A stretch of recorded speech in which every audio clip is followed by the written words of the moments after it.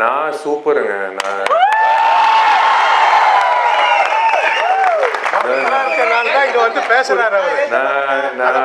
நான் தான் சொல்றேனே, இப்போ இந்த நண்டு சிண்டுகள்லாம் வந்து அப்போலோ ஹாஸ்பிட்டல் அட்மிட் ஆயிட்டேன். 3 மாசம் வரமாட்டேன், 6 மாசம் வரமாட்டேன் அப்படின்னு சொன்னாங்க. ஆக்சுவலாக வந்து சைக்கிளில் வரலான்னு இருந்தேன். சரி, நான் எந்த ஆஸ்பத்திரியில் அட்மிட் ஆகல, எனக்கு எந்த பிரச்சனை இல்லை, இது எந்த நடக்கும் இல்லை.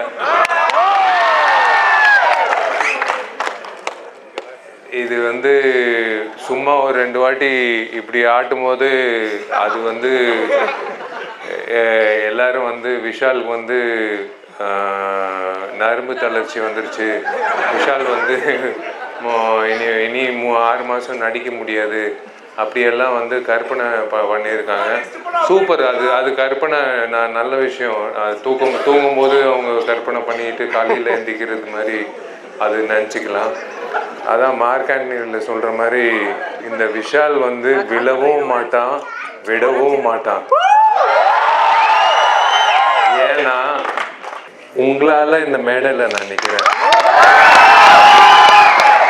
உங்களால் நான் வந்து அந்த ஸ்க்ரீனில் 20 வருஷமாக வந்து உங்களை என்டர்டெயின் பண்ணுறேன். ஒரு நடிகனை வந்து 20 வருஷம் நீங்கள் அழகு பார்த்து அவனை ஆதரித்து அவனுக்கு வந்து ஒரு ஊக்கம் கொடுத்து ஹிட்டோ ஃப்ளாப்போ அவனுக்கு வந்து ஒவ்வொரு படமும் வந்து ரிலீஸ் ஆகும்போது ஒரு தியேட்டருக்கு வந்து படம் பார்க்குறது வந்து எனக்கு ரொம்ப சந்தோஷம்.